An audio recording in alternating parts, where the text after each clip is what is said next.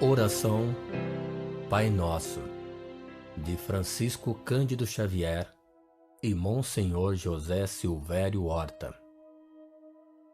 Pai nosso que estais no céu, na luz dos sóis infinitos, Pai de todos os aflitos, deste mundo de escarcéus, santificado, Senhor, seja teu nome sublime, que em todo o universo exprime ternura, concórdia e amor.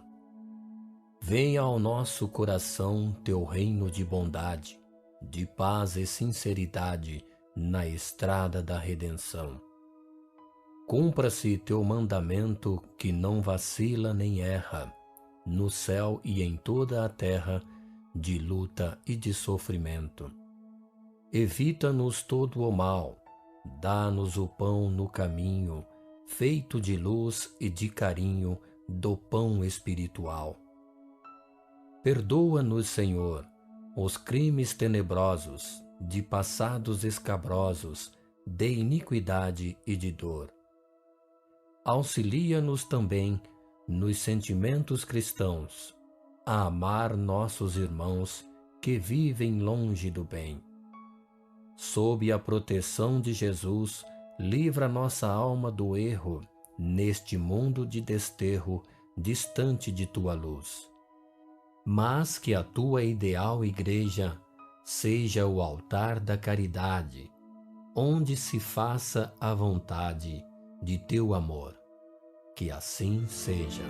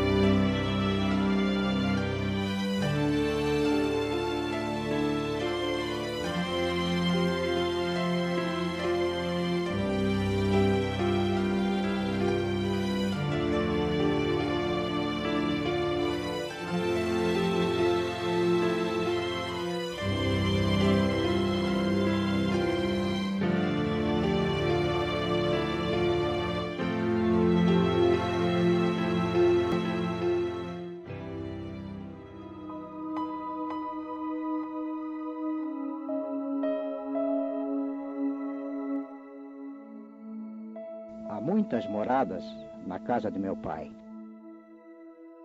Não se turbe o vosso coração. Crede em Deus, crede também em mim. Há muitas moradas na casa de meu pai. Se assim não fosse, eu vou-lhe teria dito. Pois vou preparar-vos o lugar. E depois que eu me for e vos aparelhar o lugar, virei outra vez e tomar-vos-ei para mim, para que lá onde estiver, estejais vós também.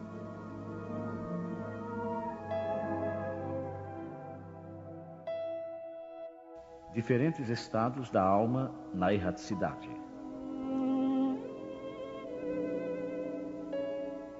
A casa do Pai é o universo. As diferentes moradas são os mundos que circulam no espaço infinito, oferecendo aos espíritos desencarnados estações apropriadas ao seu adiantamento. Independentemente da diversidade dos mundos, essas palavras podem também ser interpretadas pelo estado feliz ou infeliz dos espíritos na erraticidade. Conforme for ele mais ou menos puro e liberto das atrações materiais, o meio em que estiver, o aspecto das coisas, as sensações que experimentar, as percepções que possuir, tudo isso varia ao infinito. Enquanto uns, por exemplo, não podem afastar-se do meio em que viveram, outros se elevam e percorrem o espaço e os mundos. Enquanto certos espíritos culpados erram nas trevas, os felizes gozam de uma luz resplandecente e do sublime espetáculo do infinito. Enquanto, enfim, o malvado, cheio de remorsos e pesares, frequentemente só, sem consolações, separado dos objetos da sua afeição, geme sob a opressão dos sofrimentos morais, o justo, junto aos que ama, goza de uma indizível felicidade. Essas também são, portanto, diferentes moradas, embora não localizadas nem circunscritas.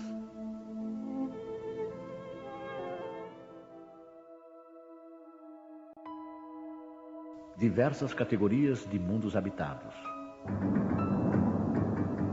Do ensinamento dado pelos espíritos, resulta que os diversos mundos possuem condições muito diferentes uns dos outros, quanto ao grau de adiantamento ou de inferioridade dos seus habitantes. Dentre eles, há os que são ainda inferiores à Terra, física e moralmente. Outros estão no mesmo grau. E outros lhes são mais ou menos superiores em todos os sentidos. Nos mundos inferiores, a existência é toda material. As paixões reinam soberanas. A vida moral quase não existe. À medida que esta se desenvolve, a influência da matéria diminui, de maneira que nos mundos mais avançados, a vida é, por assim dizer, toda espiritual. Nos mundos intermediários, o bem e o mal se misturam, e um predomina sobre o outro, segundo o grau de adiantamento em que se encontrarem. Embora não possamos fazer uma classificação absoluta dos diversos mundos, podemos, pelo menos, considerando o seu estado e o seu destino, com base nos seus aspectos mais destacados, dividi-los assim, de um modo geral. Mundos primitivos, onde se verificam as primeiras encarnações da alma humana. Mundos de expiação e de provas, em que o mal predomina. Mundos regeneradores, onde as almas que ainda têm o que expiar adquirem novas forças, repousando das fadigas da luta. Mundos felizes, onde o bem supera o mal. Mundos celestes ou divinos, morada dos espíritos purificados, onde o bem reina sem mistura. A Terra pertence à categoria dos mundos de expiações e de provas, e é por isso que nela o homem está exposto a tantas misérias. Os espíritos encarnados no mundo não estão ligados a ele indefinidamente, e não passam nesse mundo por todas as fases do progresso que devem realizar para chegar à perfeição. Quando atingem o grau de adiantamento necessário, passam para outro mundo mais adiantado, e assim sucessivamente, até chegarem ao estado de espíritos puros.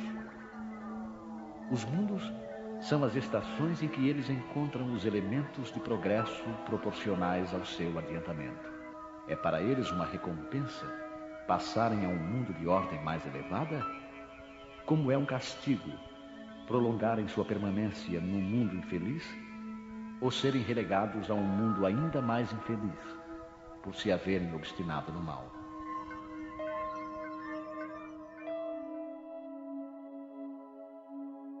Destino da Terra e causas das misérias humanas. Admira-se de haver na Terra tantas maldades e tantas paixões inferiores, tantas misérias e enfermidades de toda sorte, concluindo-se que miserável coisa é a espécie humana. Esse julgamento decorre de uma visão estreita, que dá uma falsa ideia do conjunto. É necessário considerar que toda a humanidade não se encontra na Terra, mas apenas uma pequena fração dela, porque a espécie humana abrange todos os seres dotados de razão que povoam os inumeráveis mundos do universo. Ora, o que seria a população da Terra diante da população total desses mundos? Bem menos que a de um lugarejo em relação à de um grande império. A condição material e moral da humanidade terrena nada tem, pois, de estranho se levarmos em conta o destino da Terra e a natureza de sua população. Faríamos uma ideia muito falsa da população de uma grande cidade se a julgássemos pelos moradores dos bairros mais pobres e sórdidos. Num hospital, só vemos doentes e estropiados. Numa galé, vemos todas as torpezas, todos os vícios reunidos.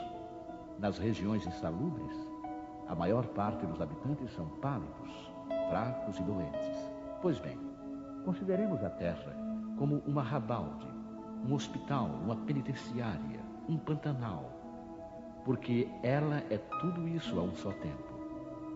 E compreenderemos por que as suas aflições sobrepujam os prazeres. Porque não se enviam aos hospitais as pessoas sadias, nem às casas de correção os que não praticaram crimes.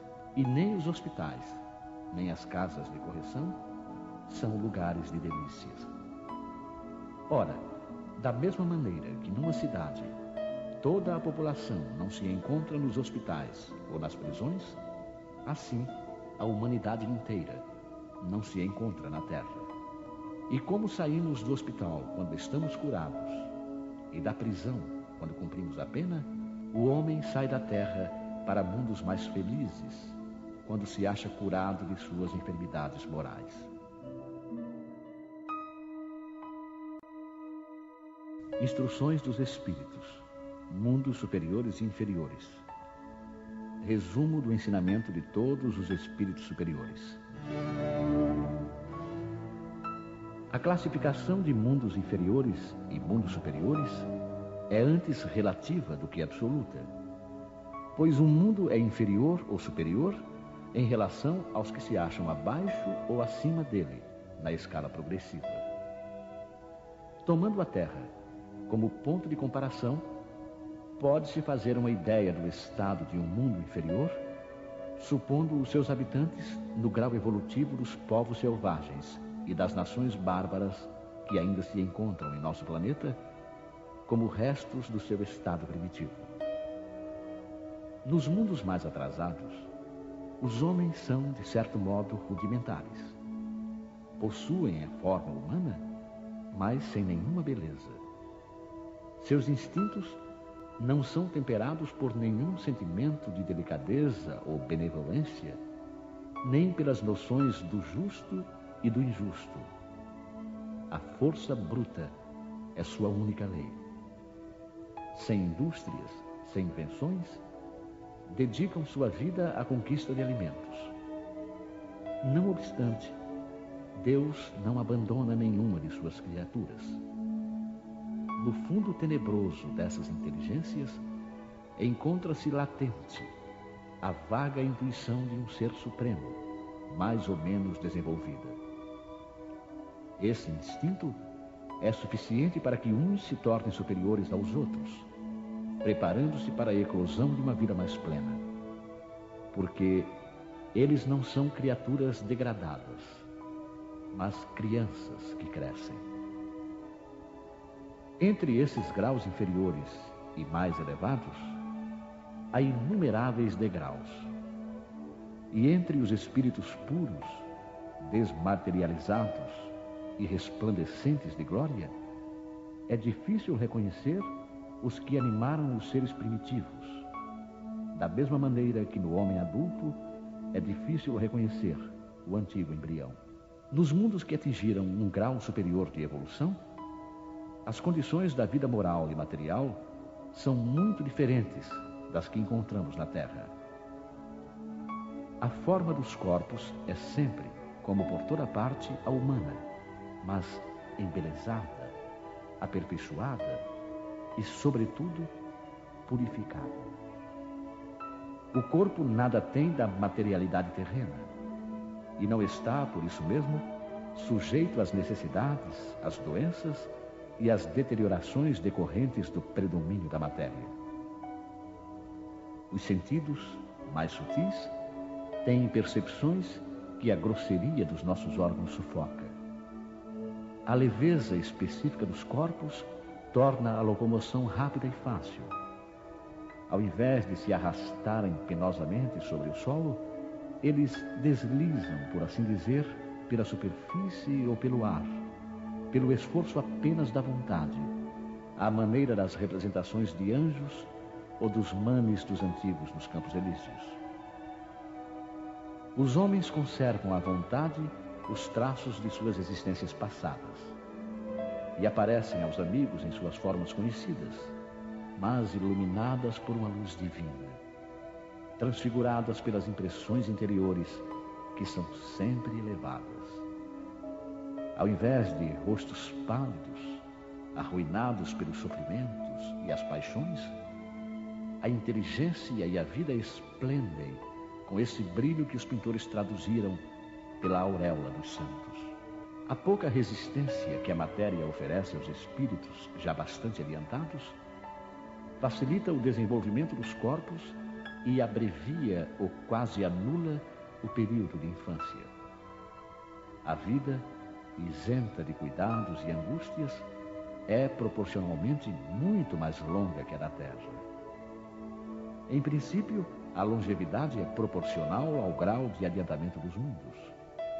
A morte não tem nenhum dos horrores da decomposição e, longe de ser um motivo de pavor, é considerada como uma transformação feliz, pois não existem dúvidas quanto ao futuro. Durante a vida, não estando a alma encerrada numa matéria compacta, irradia e goza de uma lucidez que a deixa num estado quase permanente de emancipação, permitindo a livre transmissão do pensamento. Nos mundos felizes, as relações de povo para povo, sempre amigáveis, jamais são perturbadas pelas ambições de dominação e pelas guerras que lhes são consequentes. Não existem senhores nem escravos, nem privilegiados de nascimento. Só a superioridade moral e intelectual determina as diferentes condições e confere a supremacia. A autoridade é sempre respeitada, porque decorre unicamente do mérito e se exerce sempre com justiça. O homem não procura elevar-se sobre o seu semelhante, mas sobre si mesmo, aperfeiçoando-se. Seu objetivo é atingir a classe dos espíritos puros. E esse desejo incessante não constitui um tormento, mas uma nobre ambição que o faz estudar com ardor para os igualar. Todos os sentimentos ternos e elevados da natureza humana apresentam-se engrandecidos e purificados. Os ódios, as mesquinharias do ciúme, as baixas cobiças da inveja são ali desconhecidos. Um sentimento de amor e fraternidade une a todos os homens, e os mais fortes ajudam os mais fracos. Suas posses são correspondentes às possibilidades de aquisição de suas inteligências, mas ninguém sofre a falta do necessário, porque ninguém ali se encontra em expiação. Em uma palavra, o mal não existe. No vosso mundo, tendes necessidade do mal para sentir o bem, da noite para admirar a luz, da doença para apreciar a saúde. Lá, esses contrastes não são necessários. A eterna luz, a eterna bondade, a paz eterna da alma proporcionam uma alegria eterna que nem as angústias da vida material, nem os contatos dos maus que ali não têm acesso poderiam perturbar. Eis o que o espírito humano só dificilmente compreende. Ele foi engenhoso para pintar os tormentos do inferno, mas jamais pôde representar as alegrias do céu. E isso por quê? Porque, sendo inferior, só tem experimentado penas e misérias e não pode entrever as claridades celestes. Ele não pode falar daquilo que não conhece. Mas à medida que se eleva e se purifica, o seu horizonte se alarga e ele compreende o bem que está à sua frente, como compreendeu o mal que deixa para trás. Esses mundos afortunados, entretanto, não são mundos privilegiados, porque Deus não usa de parcialidade para nenhum de seus filhos. A todos concede os mesmos direitos e as mesmas facilidades para chegarem até lá. fez que todos partissem do mesmo ponto, e não dota a uns mais do que aos outros. Os primeiros lugares são acessíveis a todos. Cabe-lhes conquistá-los pelo trabalho, atingi-los o mais cedo possível, ou abandonar-se durante séculos e séculos no meio da escória humana.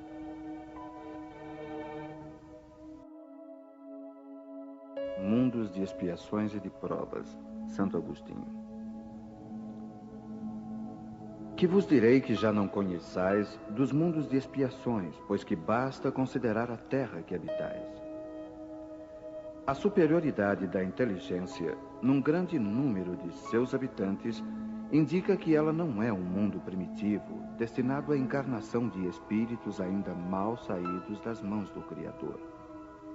Suas qualidades inatas são a prova de que já viveram e realizaram um certo progresso, mas também os numerosos vícios a que se inclinam são o indício de uma grande imperfeição moral.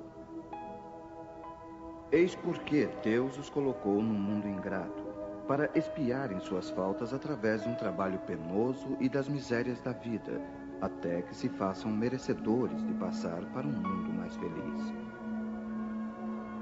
Não obstante, não são todos os espíritos encarnados na Terra que se encontram em expiação. As raças que chamais selvagens constituem-se de espíritos apenas saídos da infância e que estão, por assim dizer, educando-se e desenvolvendo-se ao contato de espíritos mais avançados. Vêm a seguir as raças semicivilizadas, formadas por esses mesmos espíritos em progresso. Essas são, de algum modo, as raças indígenas da Terra, que se desenvolveram pouco a pouco através de longos períodos seculares, conseguindo algumas atingir a perfeição intelectual dos povos mais esclarecidos. Os espíritos em expiação aí estão, se assim nos podemos exprimir, como estrangeiros. Já viveram em outros mundos, dos quais foram excluídos por sua obstinação no mal, que os tornava causa de perturbação para os bons. Foram relegados por algum tempo entre os espíritos mais atrasados, tendo por missão fazê-los avançar, porque trazem uma inteligência desenvolvida e os germes dos conhecimentos adquiridos. É por isso que os espíritos punidos se encontram entre as raças mais inteligentes, pois são estas também as que sofrem mais amargamente as misérias da vida por possuírem maior sensibilidade e serem mais atingidas pelos atritos do que as raças primitivas, cujo senso moral é mais obtuso. A Terra nos oferece, pois, um dos tipos de mundos expiatórios em que as variedades são infinitas, mas têm por caráter comum servirem de lugar de exílio para os espíritos rebeldes à lei de Deus. Nesses mundos, os espíritos exilados têm de lutar, ao mesmo tempo, contra a perversidade dos homens e a inclemência da natureza, trabalho duplamente penoso que desenvolve a uma só vez as qualidades do coração e as da inteligência.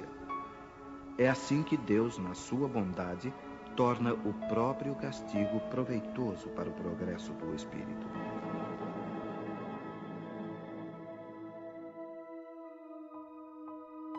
Mundos regeneradores.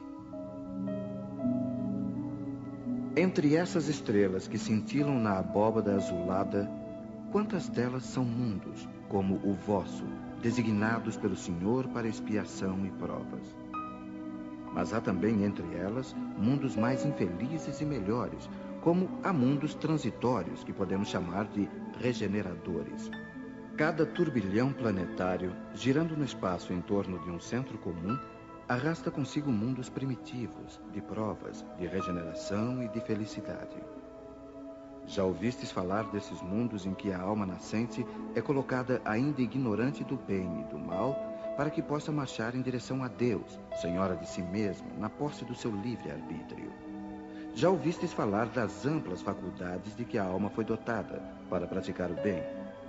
Mas, existem as que sucumbem. Então Deus, que não quer aniquilá-las, permite-lhes ir a esses mundos em que, de encarnações em encarnações, podem fazer-se novamente dignas da glória a que foram destinadas. Os mundos regeneradores servem de transição entre os mundos de expiação e os felizes. A alma que se arrepende, neles encontra a paz e o descanso, acabando por se purificar. Sem dúvida, mesmo nesses mundos, o homem ainda está sujeito às leis que regem a matéria. A humanidade experimenta as vossas sensações e os vossos desejos, mas está isenta das paixões desordenadas que vos escravizam. Neles não há mais o orgulho que emudece o coração, a inveja que o tortura e o ódio que os asfixia. A palavra amor está escrita em todas as frontes. Uma perfeita equidade regula as relações sociais. Todos manifestam a Deus e procuram elevar-se a Ele, seguindo as suas leis. Nesses mundos, contudo, ainda não existe a perfeita felicidade, mas a aurora da felicidade. O homem ainda é carnal e por isso mesmo sujeito às vicissitudes de que só estão isentos os seres completamente desmaterializados. Ainda tem provas a sofrer, mas estas não se revestem das pungentes angústias da expiação. Comparados à Terra, esses mundos são mais felizes e muitos de vós gostariam de habitá-los porque representam a calma após a tempestade, a convalescença após uma doença cruel. Menos absorvido pelas coisas materiais, o homem entrevê melhor o futuro do que vós. Compreende que são outras as alegrias prometidas pelo Senhor aos que se tornam dignos, quando a morte ceifar novamente os seus corpos para lhes dar a verdadeira vida. É então que a alma liberta poderá pairar sobre os horizontes. Não mais os sentidos materiais e grosseiros, mas os sentidos de um perispírito puro e celeste, aspirando às emanações de Deus sob os aromas do amor e da caridade que se expandem do seu seio. Mas, nesses mundos o homem ainda é falível, e o espírito do mal ainda não perdeu completamente o seu domínio sobre ele. Não avançar é recuar, e se ele não estiver firme no caminho do bem, pode cair novamente em mundos de expiação, onde o esperam novas e mais terríveis provas. Contemplai, pois, durante a noite, na hora do repouso e da prece, essa abóbada azulada, e entre as inumeráveis esferas que brilham sobre as vossas cabeças, procurai as que levam a Deus, e pedi que o mundo regenerador vos abra o seu seio após a expiação na terra. Progressão dos mundos. O progresso é uma das leis da natureza. Todos os seres da criação, animados e inanimados, estão submetidos a ela pela bondade de Deus, que deseja que tudo se engrandeça e prospere. A própria destruição, que parece para os homens o fim das coisas, é apenas um meio de levá-las pela transformação a um estado mais perfeito, pois tudo morre para renascer e nada volta para o nada. Ao mesmo tempo que os seres vivos progridem moralmente, os mundos que eles habitam progridem materialmente. Quem pudesse seguir um mundo em suas diversas fases, desde o instante em que se aglomeraram os primeiros átomos da sua constituição, o veria percorrer uma escala incessantemente progressiva, mas em graus insensíveis para cada geração, e oferecer aos seus habitantes uma morada mais agradável, à medida que eles também avançam na senda do progresso.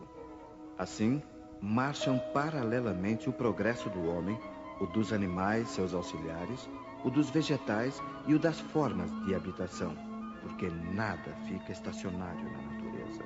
Quanto esta ideia é grandiosa e digna da majestade do Criador!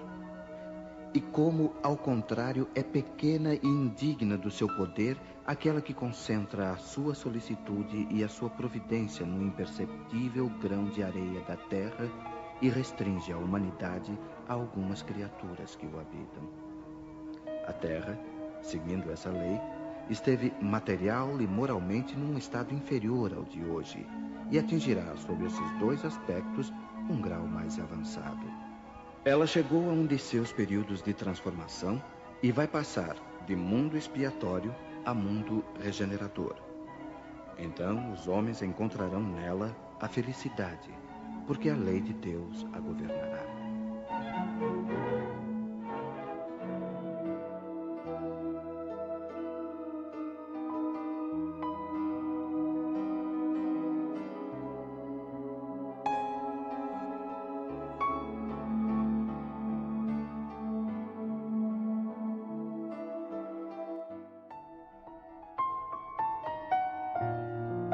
O homem triste. Você passou por mim com simpatia, mas quando viu meus olhos parados, indagou em silêncio por que vagueio pelas ruas. Talvez por isso apressou o passo, e ainda que eu quisesse chamar, a palavra desfaleceu na boca. É possível que você suponha que eu desisti do trabalho. No entanto, ainda hoje, bati de porta em porta, em vão. Muitos disseram que ultrapassei a idade para ganhar o pão, como se a madureza do corpo fosse condenação à inutilidade. Outros, desconhecendo que vendi minha melhor roupa para aliviar a esposa enferma, me despediram apressados, crendo que fosse eu um vagabundo sem profissão. Não sei se você notou quando o guarda me arrancou da frente da vitrine, a gritar palavras duras, como se eu fosse um malfeitor vulgar. Contudo, acredite, nem me passou pela mente a ideia de furto. Apenas admirava os bolos expostos, recordando os filhinhos a me abraçar com fome quando retorno à casa. Talvez tenha observado as pessoas que me endereçavam gracejos, imaginando que eu fosse um bêbado, porque eu tremia apoiado ao poste. Afastaram-se todos com manifesto desprezo, mas não tive coragem de explicar que não tomo qualquer alimentação há 3 dias.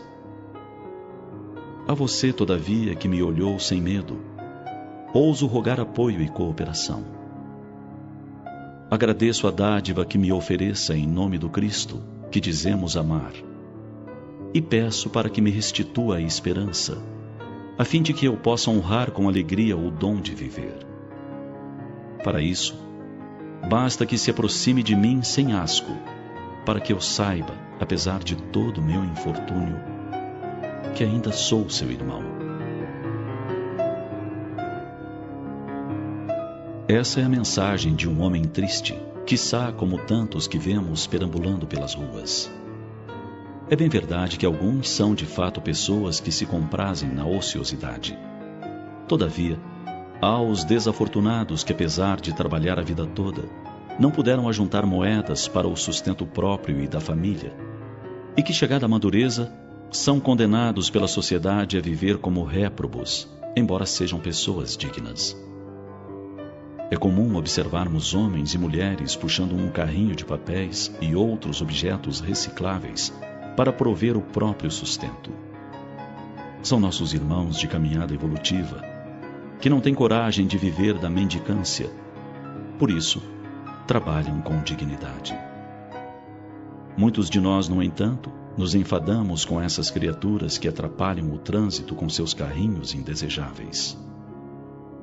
O que não nos damos conta é que, além do peso do carrinho, tem ainda que carregar sobre os ombros o peso da humilhação e do desprezo impostos por uma sociedade indiferente. É verdade que todos nós estamos colhendo o que plantamos, e que aqueles que passam por essas situações precisam dessas experiências para crescerem espiritualmente. Entretanto, são nossos irmãos, filhos do mesmo Pai Criador, e merecedores, sem dúvida, no mínimo do nosso respeito. Se não os podemos ajudar, que não os atrapalhemos, jogando-lhes palavras amargas, nem menosprezando-os, dificultando ainda mais a sua caminhada. Você sabia que muitas pessoas que hoje vivem na miséria já foram pessoas muito ricas em outras existências e vice-versa? As leis divinas a todos nos reservam as lições que necessitamos para progredir.